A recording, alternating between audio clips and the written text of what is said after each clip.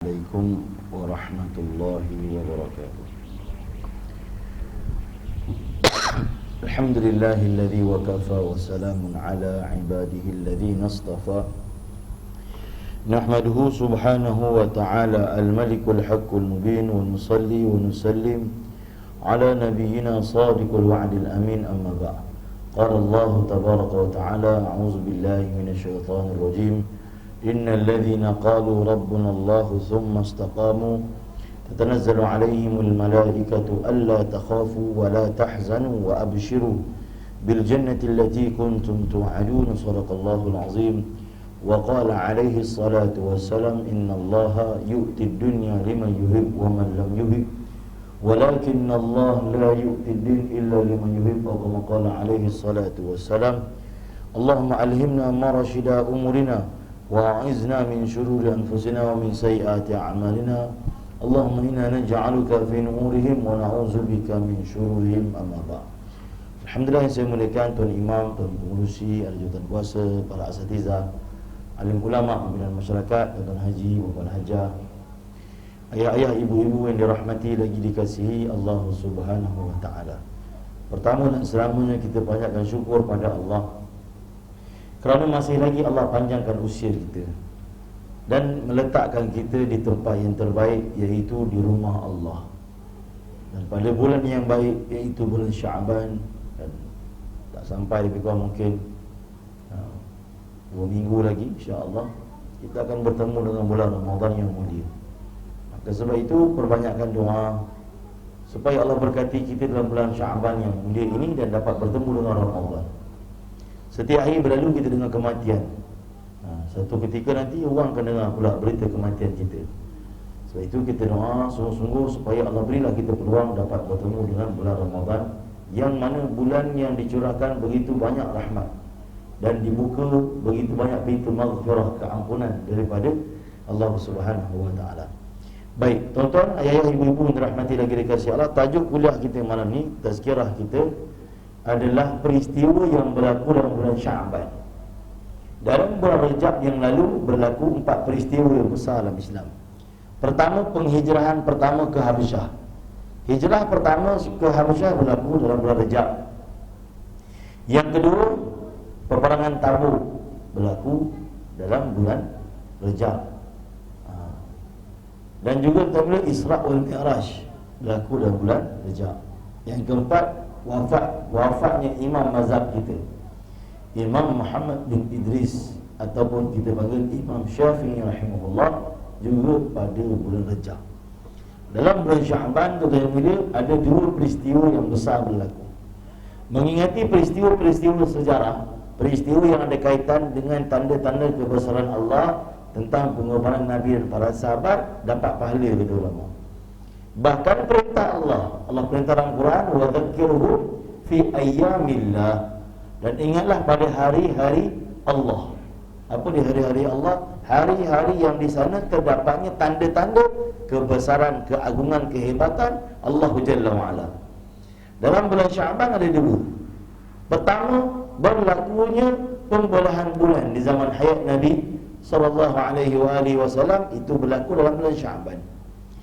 Tuan-tuan, peristiwa ini berlaku bila mana orang Quraisy ketika itu berada di atas Jabal Abi Qubais.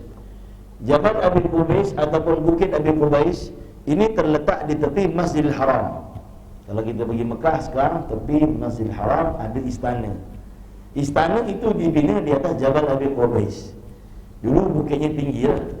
Dan Jabal Abi Qubais adalah bukit yang pertama yang Allah cipta dalam dunia. Inna awwala baiti wudi'a lin-nas alladhi bi Bakkah mubarakan wa hudan lil alamin. Tanah pertama, dulu bumi ni air kata ulama. Seluruh bumi ni adalah air, dalam Ma'li Makkah pun disebut. Dan Allah telah keluarkan buih-buih daripada air tadi, dan buih-buih itu membentuk satu daratan. Daratan itu daratan yang pertama dalam dunia, dipanggil Bukatul Ard. Dan di Bukatul Ard itulah dibina Baitullah, dibina Kaabah. Sebab itu pembinaan Kaabah ini siapa yang bina? Ulama bahas. Pandangan pertama kata Allah Ta'ala sendiri yang bina. Sebab ketika penciptaan bumi, ketika itu manusia pun tak ada lagi. Allah cerita dalam Quran juzuk 4 muka pertama, Allah kata rumah pertama yang Allah bina Baitullah. Jelas menunjukkan bahawa Allah yang bina Baitullah. Yang kedua mengatakan Nabi, yang kedua mengatakan Jibril alaihissalam. Yang ketiga mengatakan Nabi Adam alaihissalam. Dan pembinaan tersebut, kata ulama, bangunan tersebut, binaan tersebut hancur ketika banjir zaman Nuh alaihissalam. Dan Ibrahim alaihissalam telah bina Kaabah di tapak tempat di mana Kaabah telah dibina. Dan binaan yang kita tengok sekarang pun bukan binaan yang Ibrahim alaihissalam bina. Selepas itu, zaman Quraisy berlaku banjir besar, Kaabah telah runtuh. Tinggal serpihan-serpihan, orang Quraisy telah bina semula Kaabah. Kemudian zaman Zubair al-Awwam, dia telah bina balik Kaabah seperti Nabi Ibrahim bina. Orang Quraisy bina Kaabah tak cukup duit, maka dia keluarkan Hijr Ismail daripada Kaabah. Ibrahim AS punya binaan Hijr Ismail yang lengkap tu termasuk dalam Kaabah. Maka anak Zubair al-Awwam, Abdullah bin Zubair, ketika dia menjadi khalifah di Mekah, dia telah bina semula. Dan kemudian Hajjaj bin Yusuf As-Saqafi, dia adalah satu orang yang mana diktator pertama dalam Islam. Hajjaj bin Yusuf ini dia telah bunuh Abdullah bin Zubair. Abdullah bin Zubair ni adalah sahabat Nabi. Abdullah bin Zubair adalah anak angkat Nabi. Abdullah bin Zubair adalah anak saudara Nabi. Ini Abdullah bin Zubair ini bukan calon-calon sahabat, sahabat besar, perawi hadis.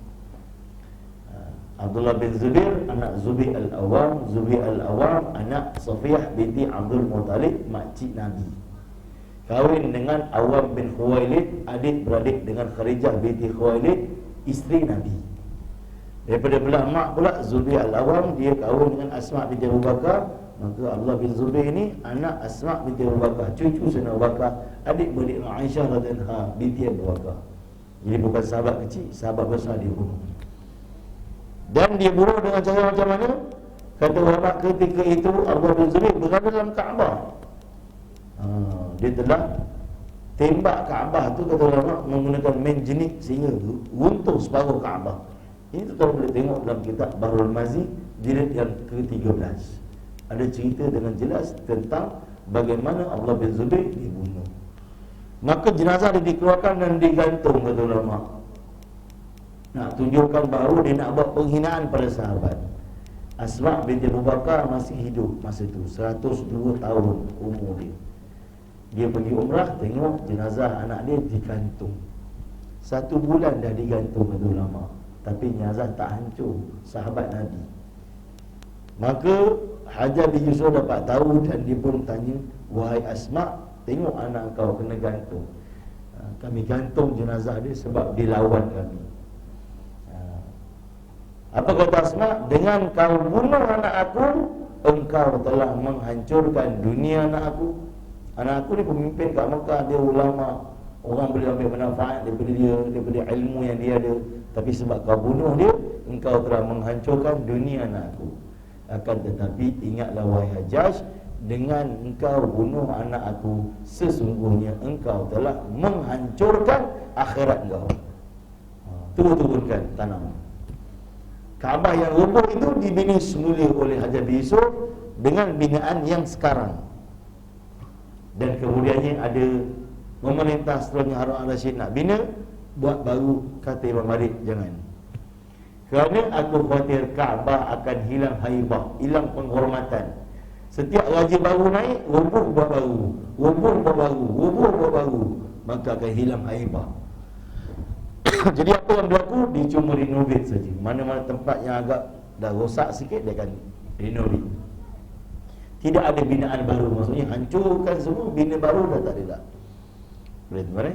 Jadi di sebelah Baitullah, tempat pertama Allah Ta'ala bina rumah, kata ulama, dataran pertama tadi, di situ Allah bina gunung yang pertama, iaitu Jabal Abi Qubais. Orang Arab suku duduk di situ. Dan Nabi Ibrahim juga seluruh orang datang haji di kat situ. Setelah bina Kaabah, Nabi Ibrahim naik atas Jabal Abi Qubais dan seluruh orang pergi haji. Allah perintah Ibrahim setelah bina Kaabah, seru orang, panggil orang. Ibrahim AS setelah bina Kaabah, punya gembira Allah Ta'ala beri kemuliaan dapat bina Baitullah, maka Ibrahim telah semayang sunat setiap penjuru 1000 rakaat. Semayang sunat, tanda syukur pada Allah. Sebab itu ayah-ayah, ibu-ibu, kalau Allah bagi taufik pada kita dapat tunaikan satu perintah Allah pun, kita kena syukur. Orang yang syukur dapat semayang maghrib tadi berjemaah, Allah Ta'ala akan bagi taufik dia semayang isyak berjemaah. Orang yang syukur dapat semayang isyak berjemaah, Allah akan bagi taufik besok subuh dia akan dapat semayang berjemaah. Sebab itu kita kena syukur. Ibrahim AS Allah perintahkan, wahai Ibrahim, seru orang datang. Ibrahim tanya, ya Allah, siapa aku nak seru? Waktu tu tak ada orang. Jangankan orang, burung pun tak ada, kata Ibrahim di Mekah. Allah kata, wahai Ibrahim, kerja kau seru, kerja aku sampaikan. Maka Ibrahim naik bukit Jabal Qubais tu, seru orang pergi haji. Allah telah sampaikan seruan Ibrahim sehingga ke alam arwah. Alam pertama kita semua lalui namanya alam arwah. Kita semua dah pernah jumpa di alam arwah dulu. Maka Allah sampaikan seruan itu ke alam arwah. Siapa yang dengar, dijawab labbaik, Allah akan sampaikan dia. Sebab itu tuan-tuan, kita sampai ni sebab dia antaranya ulama tafsir kata kita pernah sambut di alam arwah. Ketika seruan Nabi Ibrahim sampai kepada kita, kita jawab labbaik. Tuan-tuan ibu rahmati lagi dekat Sarak, itulah bukit namanya Jabal Abi Qubais. Orang Quraisy duduk dekat situ, nampak Nabi tengah buat dakwah. Dia pun kata, wahai Muhammad, kalau betul apa yang kau dakwahkan, Allah yang kau dakwahkan tu berkuasa, kami nak kau belah bulan. Kami akan ikut kau beriman pada Allah. Nabi ni tuan-tuan, dengar kata nak beriman, apa je Nabi kau buat? Sebab itu ada benda yang tak masuk akal pun Nabi buat.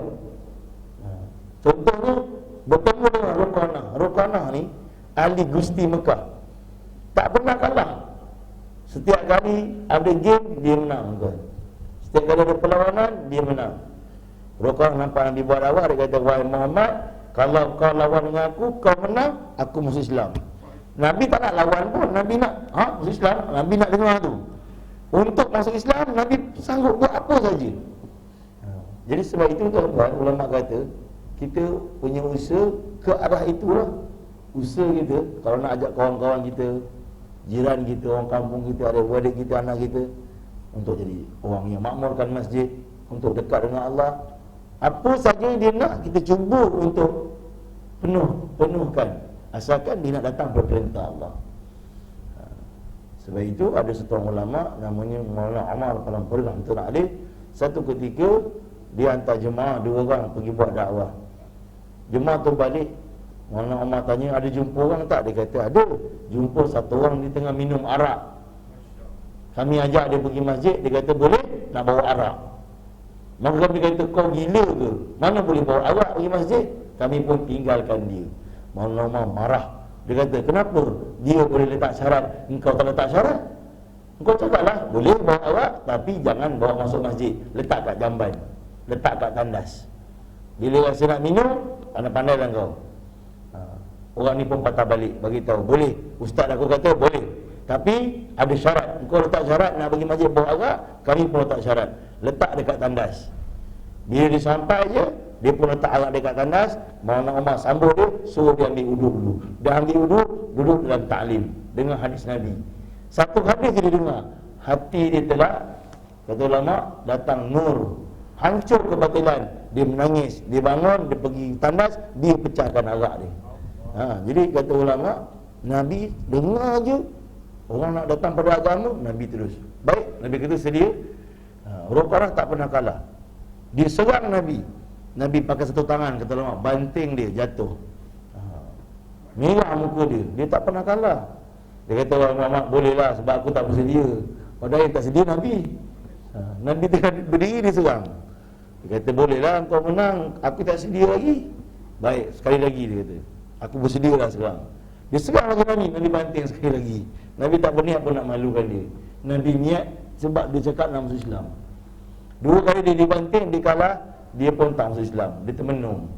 Dia macam termenung, tak boleh terima dia kalah. Setahun lepas tu, baru dia datang jumpa Nabi masuk Islam. Setahun dia fikir, macam mana aku boleh kalah? Setahun datang jumpa Nabi. Jadi tuan-tuan, orang Quraisy, dia kata kalau kau belah bulan, aku masuk Islam. Nabi dengar, Nabi naik Jabal Qubais. Dengan mukjizat Allah beri pada Nabi, kata ulama, Nabi tunjuk bulan dan bulan telah terbelah. Mereka terkejut, bulan telah terbelah. Ini dalam riwayat yang sahih. Apa yang berlaku? Mereka tak masuk Islam juga. Walaupun Nabi telah penuhi apa yang mereka nak, kerana mereka adalah golongan yang Allah beritahu fi qulubihim marad. Maradnya apa? Di hati mereka ada penyakit. Fazadahumullahu marada. Allah telah tambah penyakit dalam hati dia. Penyakit hati ni bahaya. Sebab itu satu kitab Maulana Zakaria karang namanya Umul Amrad, ibu bagi segala penyakit. Amrad ni dengan dad, bukan dengan dal. Kalau ayah tulis huruf dengan dal, amrad, itu membawa maksud lelaki lembut. Kalau amrad, penyakit. Kalau amrad dal, dia jadi lelaki lembut pun penyakit juga. Jadi jangan tersilap sebut. Jadi umur amrad tu dibahas tentang penyakit hati. Penyakit hati tak tenang. Hati tak ada tengok orang senang, rasa dengki. Dia tu junior saya je kat sekolah dulu. Sekarang memang nampak hebat, ada datuk. Dulu biasa je kat sekolah. Penyakit hati. Patut dia gembira. Dia junior saya kat sekolah, hebat dia sekarang, Masya Allah, gembira saya. Junior saya menjadi hebat. Kenapa yang jadi penyakit hati macam tu? Kerana kurangnya istighfar. Bila kurang istighfar, hati jadi sakit. Orang Quraisy ada penyakit hati. Mereka janji dengan Nabi nak masuk Islam, mereka tak masuk Islam. Tapi Allah Ta'ala bagi hidayah, ribuan batu daripada Mekah, orang India dapat Islam. Ada orang di India, raja di India, beberapa raja kata orang, termasuk di Bhopal. Dia ingat pesanan ada orang dulu pesan, Nabi akhir zaman akan datang, antara tandanya bulan terbelah. Dia hantar orang dia pergi tengok. Ketika orang dia sampai Madinah, ketika orang dia sampai di Hijaz, Nabi dah hijrah ke Madinah. Maka dia jumpa Nabi di Madinah dan mereka masuk Islam. Itu ada raja India, Tajuddin dan beberapa orang raja-raja ni dapat Islam kerana tengok Nabi punya Nabi belah bulan. Ini tuan-tuan, masya-Allah. Dan kata ulama, ini kemuliaan. Kerana nabi-nabi yang lain, contohnya Nabi Musa, untuk belah lautan kena guna alat. Faqulna idrib bi'asakal bah, wahai Musa, ketuk lautan dengan tongkatmu, kena guna alat. Lautan terbelah. Tapi baginda tanpa alat, tunjuk dengan jari, bulan telah terbelah. Ini kemuliaan yang Allah beri kepada Nabi kita, Nabi Muhammad sallallahu alaihi wasallam. Kemudian tuan-tuan, peristiwa yang kedua berlaku dalam bulan Syaban adalah pertukaran kiblat. Ini berlaku betul-betul 15 Syaban. 15 Syaban 15 Syaban ni, nisfu Syaban yang kita telah lalui malam Jumaat lepas, adalah malam yang dipanggil Lailatul Bara'ah.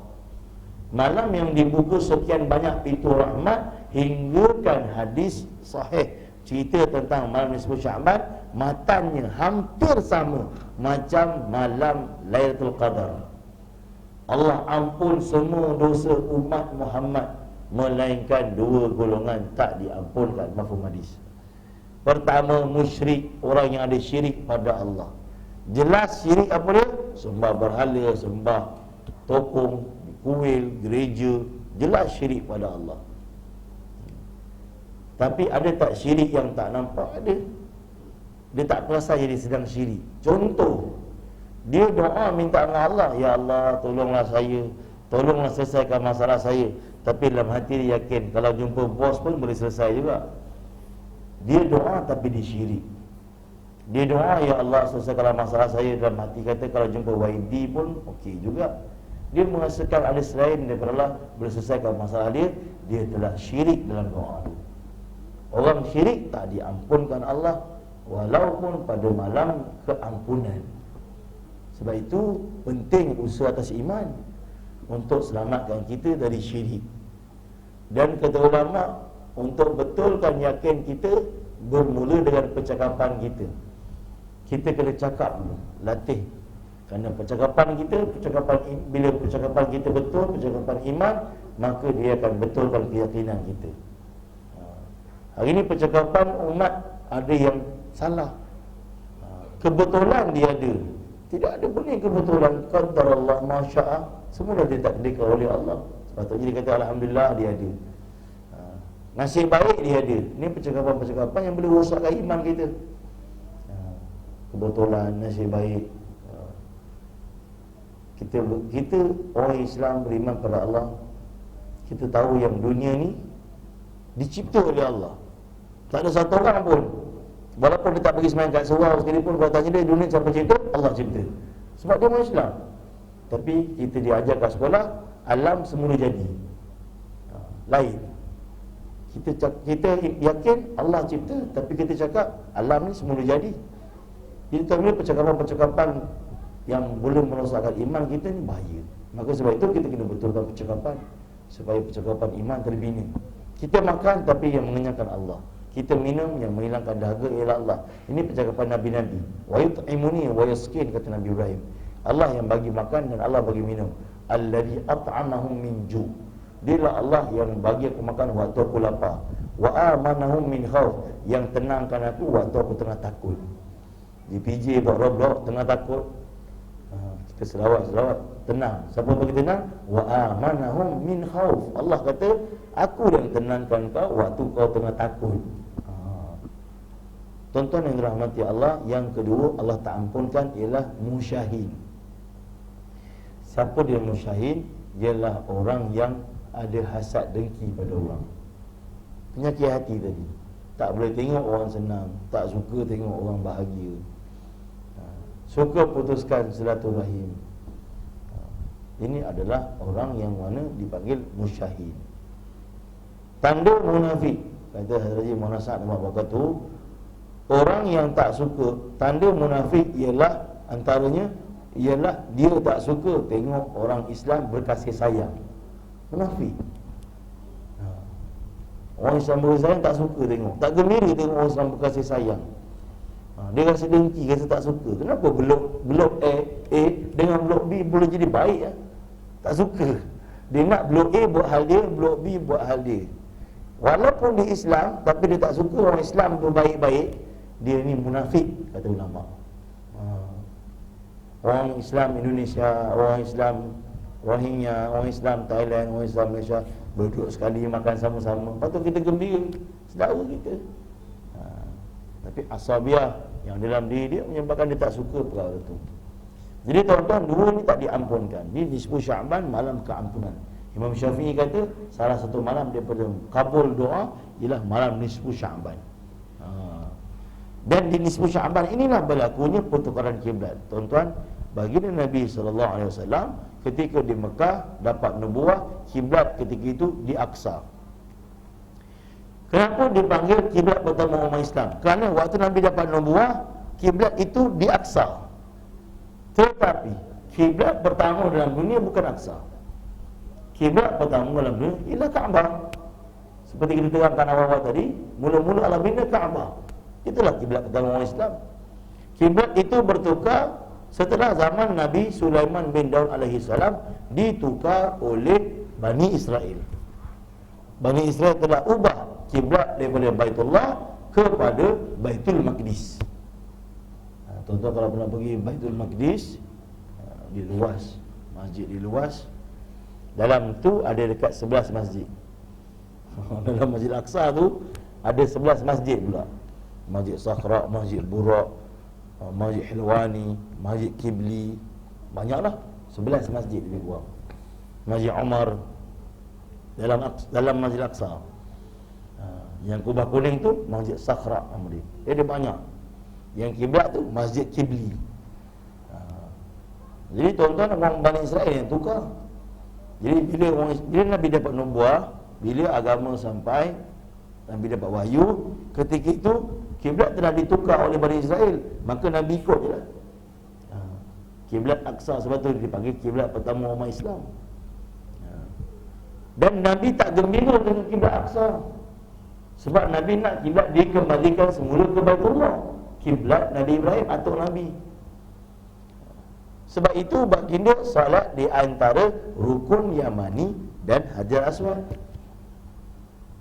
Nabi kalau solat kat depan Kaabah, Nabi akan solat di atas rukun Yamani dan Hajar Aswad. Kerana itulah laluan menghala ke Baitul Maqdis. Jadi Baitullah pun dapat, Baitul Maqdis pun dapat. Sebab itu di antara rukun Yamani dan Hajar Aswad dipanggil Raudah bagi Mekah. Raudah Madinah yang kapek macam ni. Kalau Raudah Mekah di antara Hajar Aswad, di antara rukun Yamani dan Hajar Aswad. Dan ketika Nabi hijrah ke Madinah, di Madinah ada orang Yahudi, di Mekah tak ada. Maka di Madinah mereka perli Nabi Muhammad bawa agama baru, tapi kiblat sama macam kami, ikut kami kiblat. Bawa agama baru, tapi kiblat macam kami. Diperli Nabi. Allah jawab dalam Quran, sayaqulu sufaha'u minan nas. Telah berkata orang-orang bodoh di kalangan manusia. Siapa dia? Orang Yahudi. Sebab dia hina dan perli-perli orang Islam. Allah tolong jawab. Nabi doa minta, ya Allah, tukarlah kiblat ke Baitullah, kiblat yang kami suka. 1 hari, 2 hari, 3 hari, 4 hari, 5 hari, sebulan, 2 bulan, 3 bulan. Dua pandangan ulama. Pandangan pertama kata 16 bulan. Pandangan kedua kata 18 bulan baru Allah kabul doa Nabi. Kita baru 3 hari doa, tak kabul pun doa. Tu tak doa dah. Nabi doa 18 bulan. Minta tukar kiblat. Untuk masalah umat, bukan peribadi punya. Nak tunjukkan Allah nak beritahu kita betapa dalam doa ni kita kena istiqamah, terus doa sampai dapat, insya-Allah dapat. Kerana Allah Ta'ala bertindak terhadap hamba mengikut sangkaan hamba terhadapnya. Ana inda zanni abdi bi, aku bertindak terhadap hamba-Ku mengikut sangkaan hamba-Ku terhadapku. Saya nak kongsi satu cerita. Satu kali tu saya teringin nak pergi Kashmir, tak pernah pergi Kashmir. Saya pun doa, ya Allah, ulama kata kalau nak pergi satu negara tu kita doa. Doa macam mana? Doa Allah hantar rezeki kita kat sana. Jadi saya pun doa, ya Allah, saya nak pergi Kashmir, kau hantar rezeki saya kat Kashmir. Kashmir cantik kan? Dipanggil Switzerland of Asia. Tiba-tiba ada satu orang brother ni, dia call, Ustaz, saya nak pergi Kashmir lah, nak bawa Ustaz. Ya Allah, saya kata rambut rezeki. Boleh tak Ustaz? Dia kata boleh, memang boleh lah kan, kita pun nak pergi. Saya pun tak tahu sebab apa nak bawa saya tak tanya. Orang nak bawa tu, pergi je lah, jangan tanya kenapa kan. Sampai dekat India, kita berhenti transit kat India. Di makan Nizamuddin tu, kita berhenti. Baru dia cakap dengan saya. Dia kata, Ustaz, saya sebenarnya bawa Ustaz pergi Kashmir sebab saya tak ada penterjemah. Ustaz kan boleh cakap Urdu. Urdu? Bila pula saya boleh cakap Urdu? Saya pun boleh cakap Urdu. Dia bawa saya dengan harapan saya jadi penterjemah. Saya cakap, saya sekolah Cina bang, Mandarin saya pandai lah. Mana boleh cakap Urdu? Allah, macam mana ni, tiket dah beli, takkan nak batal kan? Tak apa bang, jangan risau. Saya ada setahun kawan kat sini, dia belajar kat India. Saya pun telefon kawan saya, Ustaz juga. Kau pernah pergi Kashmir tak? Tak pernah. Nak tak? Nak lah, dah lama teringin, dia kata. Mungkin dia pun doa macam saya juga.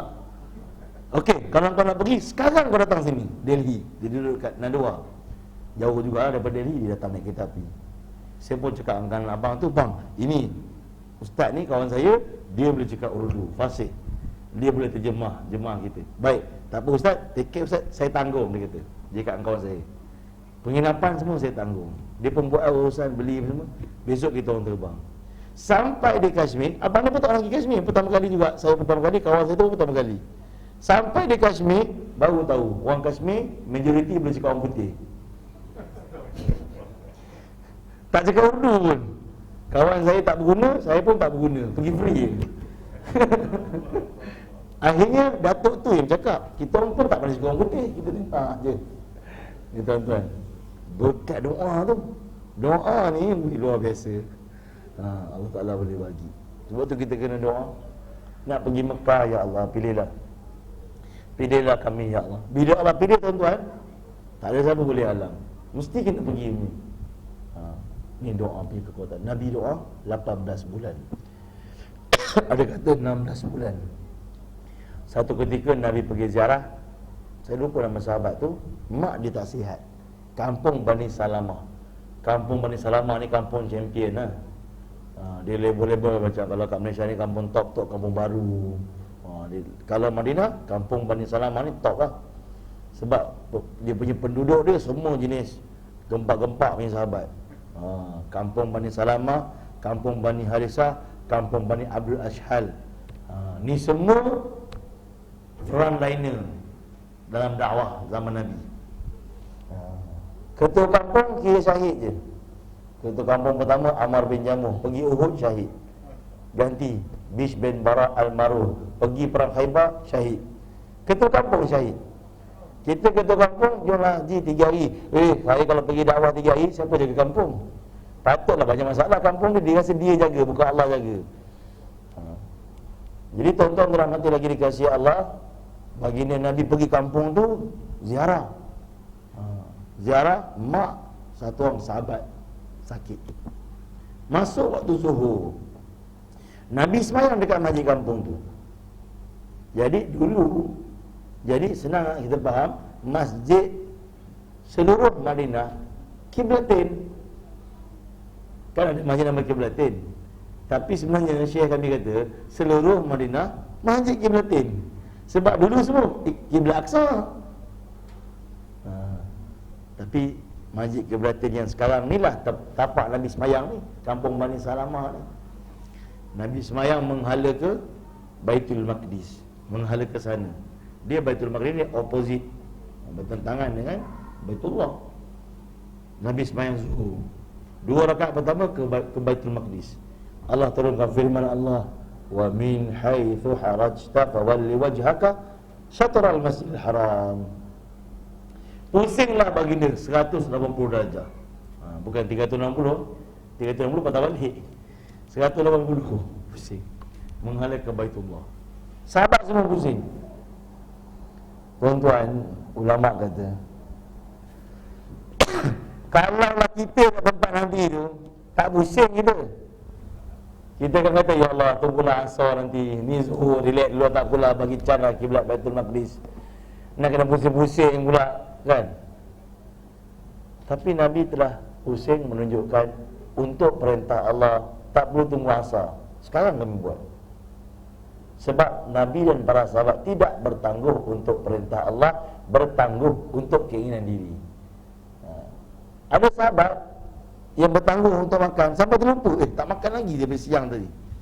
Ni barulah suapan pertama aku daripada siang tadi. Bayangkan, boleh terlupa makan. Jarang berlaku buat kita terlupa makan. Kalau terlupa pun dah alah sarapan bagi tadi. Itu pun nasi lemak ayam rendang. Alah pun ketat juga.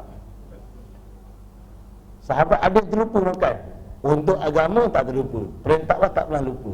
Tapi untuk dunia keperluan ni biasa terlupa. Kata ulama, setelah baginda solat, ada sahabat Nabi yang semayang dengan Nabi nak pergi umumkan di Masjid Nabawi yang kiblat telah bertukar. Orang ni tak tahu lagi. Jadi sahabat ni pun pergi. Dia jadi jurnawala. Jurnawala ni petukang iklan. Nak pergi, bagi tahu. Semangat ni, perintah Allah baru. Kalau kita memang suka jadi orang pertama yang sebarkan kan. Maklumat tak betul kita share kat grup WhatsApp. Kawan tu duduk hidup lagi, kita kata dah meninggal. Itu biasa kan. Nak jadi orang yang pertama menyebarkan supaya viral, nanti dapat nama kan. Tapi sahabat tak. Sahabat ni sebab perintah Allah, dia pun nak pergi sebar.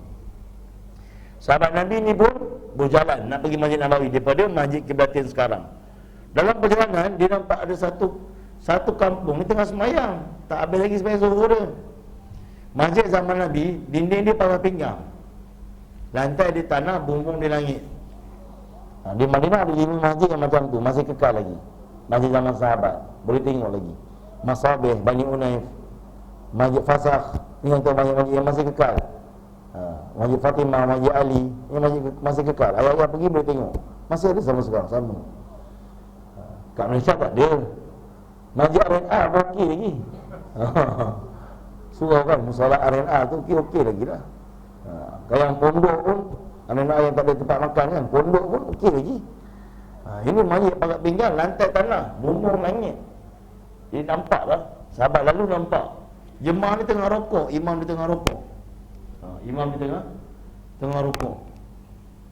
Kemudiannya apa yang berlaku? Dia telah bersumpah. Ana aqsamtu billah, aku bersumpah dengan nama Allah. Aku bersolat di belakang Nabi tadi. Kiblat telah bertukar. Telah bertukar ke Baitullah. Sahabat yang tengah semayang, imam yang tengah semayang tu tengah rokok. Ni dalam riwayat kitab Lu'lu'ul Maknun pun ada cerita. Apa yang berlaku? Dia telah pusing tengah semayang. Tengah semayang tu dia telah pusing. Makmum pun pusing. Kan susah pusing tengah rokok. Kenapa tunggu i'tidal? Bangun dulu, pusing kan. Itu pandangan kita.